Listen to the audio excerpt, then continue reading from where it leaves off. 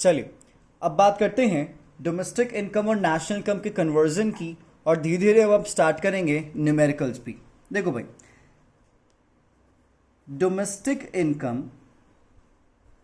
में हम जब ऐड करते हैं NFIA तो हमें मिलता है नेशनल इनकम। क्या मिलता है हमें? National income.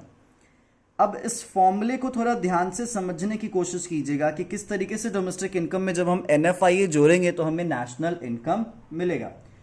देखो भाई, जहां तक आपको ऑलरेडी पता है डोमेस्टिक इनकम क्या होता है। डोमेस्टिक इनकम में नॉर्मल प्लस नॉन दोनों क्या होता है? ऐड होता है। ठीक है सर। हमारे नेशनल इनकम में ओनली एंड ओनली कौन होता है? नॉर्मल होता है। क्या होता है? नॉर्मल होता है।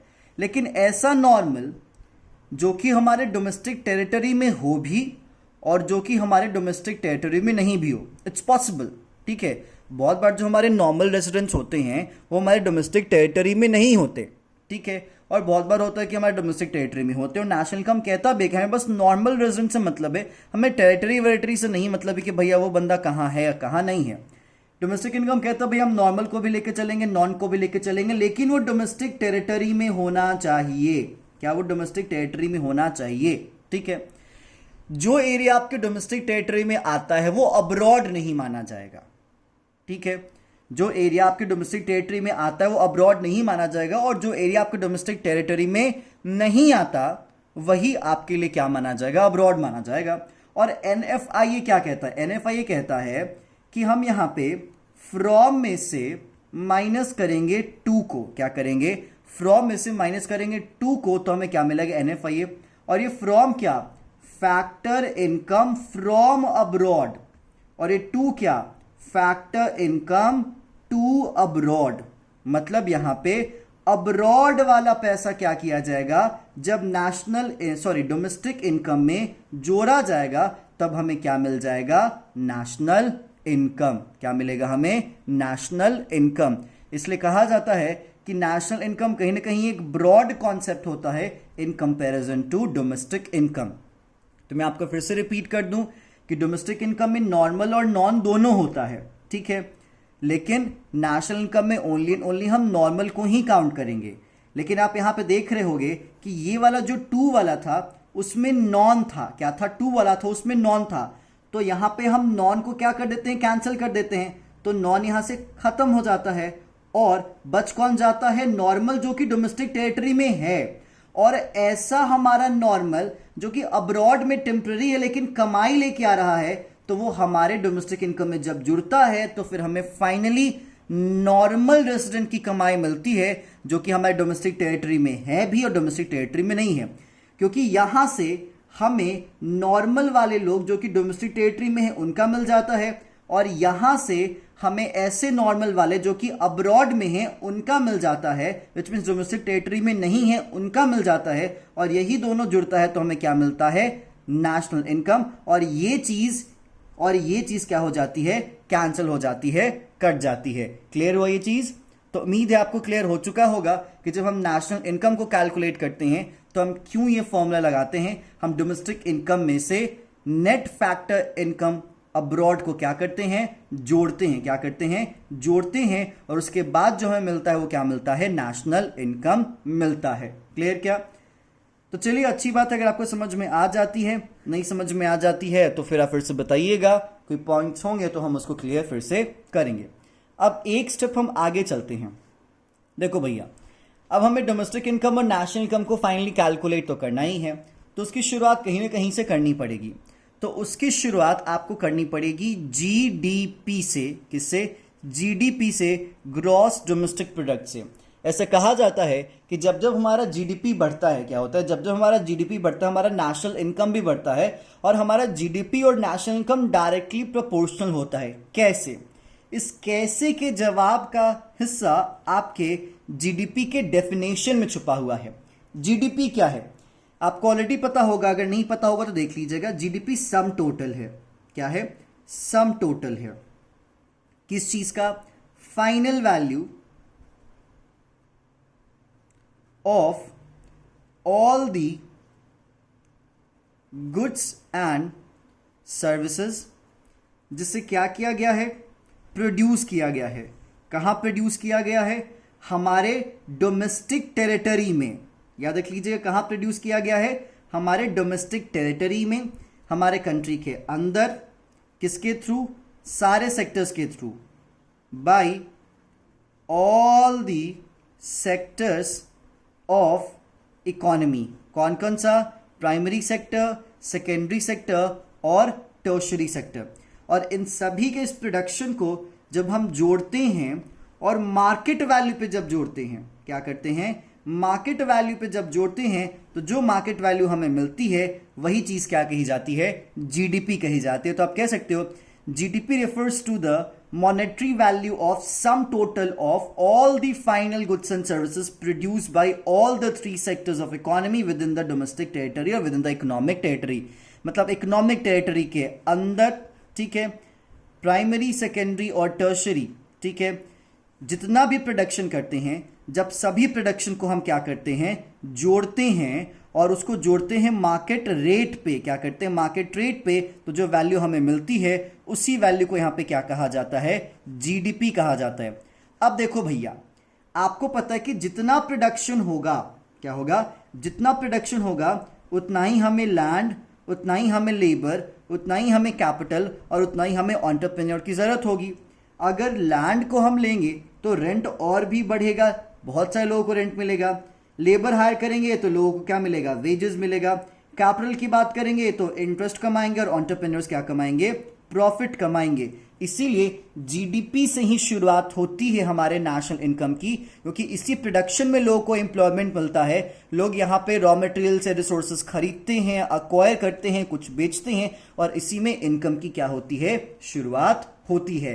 तो इसीलिए जब हम डोमेस्टिक इनकम की बात करते हैं या फिर नेशनल इनकम की बात करते हैं तो इन सबको कैलकुलेट करने की शुरुआत कहां से होती है, जीडीपी से होती है। ठीक है, that's called gross domestic product, जो कि आपको फुल फॉर्म पता है। अब जरा कुछ पॉइंटर्स को ध्यान से समझिएगा, जिन पॉइंटर्स को ध्यान से समझने की आपको जरूरत होती है। तो कौन कौन सी बातों को यहां पे ध्यान से समझना है, जरा देखिएगा। देखो भाई, हमने जो यहां पे टर्म यूज किया जीडीपी, क्या यूज किया हमने, जीडीपी। ये जीडीपी एक्चुअली है क्या भैया, जी का मतलब ग्रॉस, ठीक है, डी का मतलब डोमेस्टिक और पी का मतलब प्रोडक्ट। कभी ये सोचा कि ग्रॉस ही वर्ड क्यों, डोमेस्टिक वर्ड ही क्यों और प्रोडक्ट वर्ड ही क्यों? जैसे कि मैं आपको बताऊं, डोमेस्टिक इनकम को डोमेस्टिक प्रोडक्ट भी कहा जाता है, ठीक है। नेशनल इनकम को बहुत बार नेशनल प्रोडक्ट भी कहा जाएगा, आप कंफ्यूज मत होइएगा। वो प्रोडक्ट कहेंगे, आप इनकम समझिएगा, ठीक है। अगर प्रोडक्ट लिखा भी हो तो आप इनकम ही मानेंगे, आप कंफ्यूज मत होंगे कि हाँ जी सर ने तो इनकम बताया था, यहाँ पे प्रोडक्ट है। क्योंकि प्रोडक्ट और इनकम रिलेटेड है, क्योंकि मैंने क्या कहा, इसी प्रोडक्शन से इनकम क्या होता है, जनरेट होता है। अगर प्रोडक्शन ही नहीं होगा, प्रोडक्ट ही नहीं आएगा तो इनकम कैसे आएगा? आप सामान बना लो, सामान बेचोगे, कमाई आएगा। सामान बेचने में जो आपने रिसोर्सेज यूज किए, उस रिसोर्सेज को यूज करने के बदले किसी को पैसा दोगे, उसकी इनकम होगी। तो यही प्रोडक्ट इनकम लेके आता है और इसीलिए ये प्रोडक्ट हमारे इनकम के आइडेंटिकल बन जाता है। ये वाई उम्मीद है आपको पता होगा मैंने क्यों लिखा है, ठीक है। अब सवाल ये आता है कि ठीक है सर, प्रोडक्ट तो आपने बता दिया, ये इनकम के रेफरेंस को यूज करने के लिए यूज किया जाता है। डोमेस्टिक का मतलब क्यों? बच्चा मैंने अभी तो आपको बताया कि जब हम इंटायर प्रोडक्शन को कैलकुलेट करते हैं तो प्रोडक्शन कहाँ होना चाहिए, वो प्रोडक्शन हमारे डोमेस्टिक टेरिटरी में होना चाहिए। डोमेस्टिक टेरिटरी आपको ऑलरेडी पता है, हमारे इकोनॉमिक टेरिटरी को कहा जाता है। मतलब हमारे डोमेस्टिक टेरिटरी के अंदर जितना भी गुड्स एंड सर्विस का प्रोडक्शन हुआ है उसको जीडीपी में काउंट किया जाता है। लेकिन सर ये ग्रॉस क्या होता है, जरा आप ये ग्रॉस की कहानी ध्यान से बताने की कोशिश करेंगे। तो चलिए भैया जरा इस ग्रॉस की कहानी समझिएगा कि ग्रॉस टर्म क्यों इस्तेमाल किया जाता है, इस ग्रॉस का एक्चुअली मतलब क्या होता है। इस ग्रॉस का मतलब होता है ग्रॉस इन्वेस्टमेंट। क्या होता है? Gross investment. अगर आपसे कोई पूछे हाँ जी भैया ये जी क्या है, आप कह दोगे ग्रॉस, ठीक है। इसी के रेफरेंस में पूछा जाएगा एन क्या है, आप कह दोगे नेट, ठीक है। आप ये नहीं कहेंगे। अगर आप ये कहेंगे तो शायद आपको पता नहीं है या फिर आपको समझ में नहीं है तो आप कहेंगे। तो सर क्या कहेंगे? आप ये कहेंगे ये ग्रॉस है, ग्रॉस इन्वेस्टमेंट, और ये एन है नेट इन्वेस्टमेंट। मतलब ये जी ग्रॉस नहीं है, ये एन बस नेट नहीं है, ये जी ग्रॉस इन्वेस्टमेंट है और ये एन नेट इन्वेस्टमेंट है। तो ग्रॉस इन्वेस्टमेंट क्या है सर? थोड़ा ध्यान से समझिएगा, ये ग्रॉस इन्वेस्टमेंट क्या माना जाता है। देखो भाई, ग्रॉस इन्वेस्टमेंट में हम उन सारे के सारे एक्सपेंसेस को, याद रख लीजिएगा, उन सारे के सारे एक्सपेंडिचर की बात करते हैं जो एक्सपेंडिचर प्रोड्यूसर्स ने खर्च किए हैं, प्रोड्यूसर्स ने लगाए हैं, इनकर्ड किए हैं। किसने इनकर्ड किए हैं? प्रोड्यूसर्स ने इनकर्ड किए हैं। सर कहां पे प्रोड्यूसर्स ने इनकर्ड किए हैं? तो भैया इनकर्ड किए हैं उसने नई असेट्स को खरीदने में। किसको खरीदने में? नए असेट्स को खरीदने में, या फिर कोई जो पुराने असेट्स थे, क्या थे? पुराने असेट्स थे, उनको रिप्लेस करने में। क्या? उनको रिप्लेस करने में जो भी पैसा खर्च उन्होंने किया, उसी इन्वेस्टमेंट को, उसी एक्सपेंडिचर को क्या कहा जाता है? ग्रॉस इन्वेस्टमेंट कहा जाता है। क्या कहा जाता है? ग्रॉस इन्वेस्टमेंट कहा जाता है। So this term G represents gross and gross represents gross investment and gross investment represents the investment expenditure or expenditure incurred by producer to acquire new assets or replace the old assets। ठीक है, मतलब पुराने assets को replace करने के लिए या फिर नए assets को लाने के लिए जो भी पैसा खर्चा किया है प्रोड्यूसर्स ने, जो भी इन्वेस्टमेंट लगाया है, उसी इन्वेस्टमेंट को कहा जाता है ग्रॉस। ठीक है, लेकिन सवाल यहां पे ये हो जाता है कि जब हम नेशनल इनकम की बात करते हैं, ध्यान से समझिएगा, ठीक है, जब हम नेशनल इनकम की बात करते हैं और जब हम डोमेस्टिक इनकम की बात करते हैं, किसकी बात करते हैं? डोमेस्टिक इनकम की बात करते हैं, नेशनल इनकम की बात करते हैं, तो हम नेशनल इनकम को लिखते हैं एनएनपी।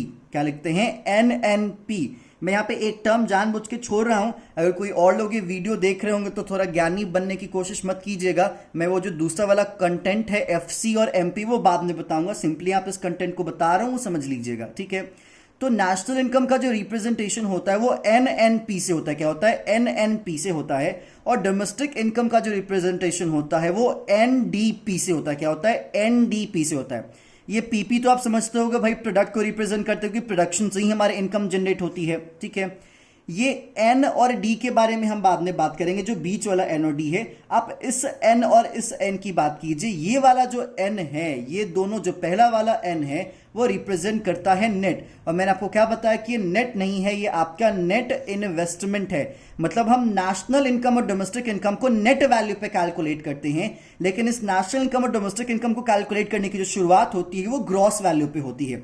अब जो देखिएगा, शुरुआत ग्रॉस पे क्यों होती है और खत्म नेट पे क्यों होता है, और हम नेशनल इनकम या डोमेस्टिक इनकम को नेट वैल्यू पे क्यों जोड़ते हैं? देखो भैया, जब हम ग्रॉस की बात करते हैं, किसकी बात करते हैं? ग्रॉस की बात करते हैं, तो आपको ऑलरेडी बताया गया है कि नेशनल इनकम और डोमेस्टिक इनकम एक साल की कहानी है। कितने साल की कहानी है? एक साल की कहानी है। अब मान लेते हैं 1 जनवरी 2020 में, बीइंग अ प्रोड्यूसर, आपने एक मशीन खरीदा जिस मशीन की कीमत मान लेते हैं 1 लाख रुपए थी। कितनी थी?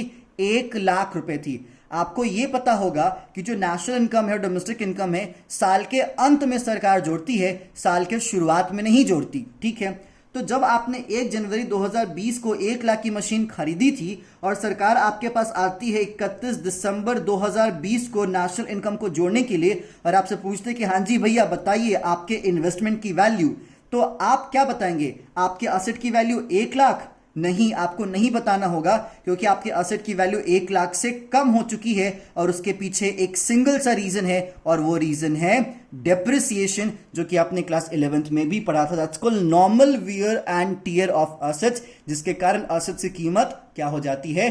कम हो जाती है यूज करने के प्रोसेस में।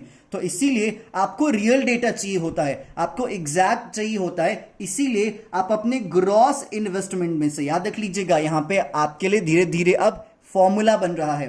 आपको एग्जैक्ट वैल्यू बताने के लिए आपको अपने ग्रॉस इन्वेस्टमेंट में से डेप्रिसिएशन की वैल्यू को क्या करना पड़ता है, घटाना पड़ता है। क्या करना पड़ता है, घटाना पड़ता है। और जब नेशनल इनकम को कैलकुलेट किया जाता है तो उसको लिया जाता है नेट वैल्यू पे। किस पे लिया जाता है, नेट वैल्यू पे। और नेट वैल्यू आता कैसे है, तो net value is equal to gross minus depreciation. क्या होता है, ग्रॉस माइनस डेप्रिसिएशन। तो कंक्लूजन आप ये निकाल सकते हो कि हमारे ग्रॉस में सर डेप्रिसिएशन जुड़ा होता है। हाँ जी सर, आपके ग्रॉस में डेप्रिसिएशन जुड़ा होता है। और अगर आपको ग्रॉस वैल्यू फाइंड करनी होती है तो आप यहां पे अपने नेट वैल्यू में क्या करोगे, डेप्रिसिएशन को जोड़ोगे, तब जाके आपको क्या मिलेगी, ग्रॉस वैल्यू मिलेगी। तो इसीलिए इस छोटे से बात को याद रख लीजिएगा, क्योंकि ये बात बहुत पते की है और आगे बहुत इसका इस्तेमाल होने वाला है। और अगर आप हाई स्टैंडर्ड पे जाइएगा तो और अच्छे से इसका यूज कीजिएगा। तो खैर, मैं इसको फिर से पूरा का पूरा रिवाइज करवा देता हूं। हम बात कर रहे थे जीडीपी की, हम किसकी बात कर रहे थे, ग्रॉस डोमेस्टिक प्रोडक्ट की। जैसा मैंने कहा कि ग्रॉस डोमेस्टिक प्रोडक्ट जानना जरूरी है, क्योंकि यहीं से इनकम की शुरुआत होती है, क्योंकि जीडीपी ही रिप्रेजेंट करता है हमारे इकोनॉमी में प्रोडक्शन की कहानी को। जीडीपी क्या है, तो जीडीपी का सिंपल सा मतलब होता है कि जो भी हमारे डोमेस्टिक टेरिटरी में primary sector, secondary sector, tertiary sector production करते हैं, उन सभी प्रोडक्शन को जब हम साल के अंत में बाजार के रेट पे जोड़ते हैं तो उसको कहा जाता है जीडीपी। क्या कहा जाता है, जीडीपी। ठीक है, ये जो जीडीपी है, जिसको हम हमेशा से ग्रॉस डोमेस्टिक प्रोडक्ट कहते आ रहे हैं, इसके पीछे कारण है, इसका यूं ही नाम जीडीपी नहीं कंसिडर किया गया। जीडीपी का रेफरेंस हमारे गुड्स की एंड सर्विसेज की वैल्यू का होता है, और पी रिप्रेजेंट करता है प्रोडक्ट को, और प्रोडक्ट का रिप्रेजेंटेशन गुड्स एंड सर्विसेज दोनों के लिए होता है। और यही प्रोडक्ट हमारे इनकम की भी शुरुआत करता है, इसलिए domestic income is equal to domestic product कहा जा सकता है। जीडीपी डी बोले तो क्या, डोमेस्टिक, और डोमेस्टिक का रिप्रेजेंटेशन होता है डोमेस्टिक टेरिटरी, वो इकोनॉमिक टेरिटरी वाला जिसके अंदर हम अपनी कमाई करते हैं। ठीक है, और जी का मतलब होता है ग्रॉस इन्वेस्टमेंट। क्या होता है, ग्रॉस इन्वेस्टमेंट। भले हम इसको सिंपली बस ग्रॉस पढ़ें, लेकिन हम इसको ग्रॉस इन्वेस्टमेंट मानेंगे। ग्रॉस इन्वेस्टमेंट का मतलब क्या, वो सारा का सारा खर्च जो कि एक प्रोड्यूसर अपने नए एसेट्स को अक्वायर करने के लिए कर रहा है या फिर पुराने एसेट्स को रिप्लेस करने के लिए कर रहा है, उसको ग्रॉस इन्वेस्टमेंट कहा जाएगा। अगर मान लेते कभी भी हम इन्वेस्टमेंट करते हैं, जब हम नेशनल इनकम कैलकुलेट करेंगे तो उसमें से उसकी डेप्रिसिएशन की वैल्यू को हमें माइनस करना पड़ेगा, क्योंकि हमें एग्जैक्ट वैल्यू चाहिए, हमें नेट वैल्यू चाहिए किस चीज को मेजर करने के लिए, नेशनल इनकम को मेजर करने के लिए। इसलिए याद रख लीजिएगा, हमारे नेट इन्वेस्टमेंट में, किसमें, हमारे नेट इन्वेस्टमेंट में आमतौर पे हमारा जो रिप्लेसमेंट कॉस्ट होता है, क्योंकि आमतौर पे डेप्रिसिएशन को रिप्लेसमेंट कॉस्ट के तरीके से भी देख लिया जाता है, तो उसको जोड़ा नहीं जाता। और लोग नेट इन्वेस्टमेंट को डिफाइन करते हैं, that net investment includes expenditure bye producer on the purchase of new assets only. More specifically अगर कहा जाए तो उसमें ऐसे एक्सपेंडिचर को नहीं जोड़ा जाता जो प्रोड्यूसर क्या करते हैं, एग्जिस्टिंग एसेट्स को रिप्लेस करने के लिए खर्च करते हैं। तो एग्जिस्टिंग एसेट्स को रिप्लेस करेंगे तो मतलब वो कम वाली वैल्यू, जो डिफरेंस वैल्यू, उसी को तो लगाएंगे। कोई एसेट खरीदा था 10 में, ठीक है, अब उस एसेट की कीमत 5 हो गई है, तो बेचेंगे तो 5 तो मिलेगा, लेकिन नया एसेट लाने के लिए आपको और 5 लगाना पड़ेगा। तो ये जो और 5 था वो रिप्लेसमेंट कॉस्ट ही तो हुआ, और वो तो डेप्रिशिएटेड ही वैल्यू थी, तभी तो लगाना पड़ा ना। तो इसलिए हम उसको नेट में नहीं जोड़ते हैं। इसलिए याद रख लीजिएगा कि आपके ग्रॉस इन्वेस्टमेंट में रिप्लेसमेंट वाला जो इन्वेस्टमेंट होता है, दैट्स कॉल्ड फिक्स एसेट्स का जो डेप्रिसिएशन होता है, क्योंकि फिक्स एसेट्स का depreciation is equal to replacement cost. क्योंकि बहुत बार आपके न्यूमेरिकल में डेप्रिसिएशन के जगह पे रिप्लेसमेंट कॉस्ट दिया जाएगा, बहुत बार आपके डेप्रिसिएशन के नाम पे कंजम्पशन ऑफ फिक्स कैपिटल दिया जाएगा, क्योंकि आपको समझ में आना चाहिए कि फिक्स कैपिटल का कंजम्पशन मतलब क्या, वो वैल्यू जिसको हम कंज्यूम कर चुके हैं। रिप्लेसमेंट कॉस्ट का मतलब क्या, कि अगर हम इस एसेट्स को रिप्लेस करते तो हमको और कितना लगाना पड़ेगा, तो हमें उतना ही लगाना पड़ेगा जितना हमने कंज्यूम किया। तो depreciation is equal to, mind that, आप अपने कहीं पर लिखना होगा तो लिख लीजिएगा, depreciation is equal to replacement cost और रिप्लेसमेंट इन्वेस्टमेंट, और depreciation is equal to consumption of fix capital. क्योंकि सीबीएसई अलग अलग नामों में ही स्टूडेंट को कंफ्यूज करता है, स्टूडेंट को लगता है कि हाँ जी ये आउट ऑफ सिलेबस आया, ये कंफ्यूजिंग आ गया। तो इसलिए डेप्रिसिएशन के बहुत सारे नाम हैं, आप उन नाम से मत घबराइएगा। मेजर 3 नाम है जो कि मैंने आपको बता दिया। और डेप्रिसिएशन क्या होता है आप ऑलरेडी जानते हैं, नॉर्मल वियर एंड टियर या फिर एक्सीडेंटल डैमेज या फिर एक्सपेक्टेड ऑब्सोलेंस जो एसेट्स के होते हैं वो सब डेप्रिसिएशन में काउंट किए जाते हैं। तो चलिए यहाँ पे उम्मीद है आपको कॉन्सेप्ट समझ में आया होगा। अब हम बात करेंगे नेक्स्ट टॉपिक की, जिस नेक्स्ट टॉपिक में हम डोमेस्टिक अप्रोच और हम नेशनल अप्रोच की बात करेंगे, क्योंकि आपको पता हो गया कि चलो भाई जी और एन दोनों में क्या डिफरेंस है। क्या है जी और एन दोनों में क्या डिफरेंस है? जी बोले तो क्या ग्रॉस इन्वेस्टमेंट, एन बोले तो क्या नेट इन्वेस्टमेंट। दोनों का जो डिफरेंस वैल्यू होता है वो डिप्रिसिएशन होता है। भैया प्रोडक्ट हर जगह सेम रहता है, प्रोडक्ट में कोई गेम नहीं होता। इसके जगह पे अब हम बात करेंगे जो डोमेस्टिक वाला फंडा है और ये जो नेशनल वाला एक फंडा होता है उसकी बात करेंगे। ठीक है, तो चलिए हम इसकी जो बात करेंगे वो नेक्स्ट वीडियो में बात करेंगे। यहां तक आप अपनी ग्रॉस की कहानी देख लीजिएगा, ग्रॉस इन्वेस्टमेंट और नेट इन्वेस्टमेंट। कोई डाउट होगा जरूर पूछिएगा। अब हम बात करेंगे आपसे नेक्स्ट सेशन में। Thank you.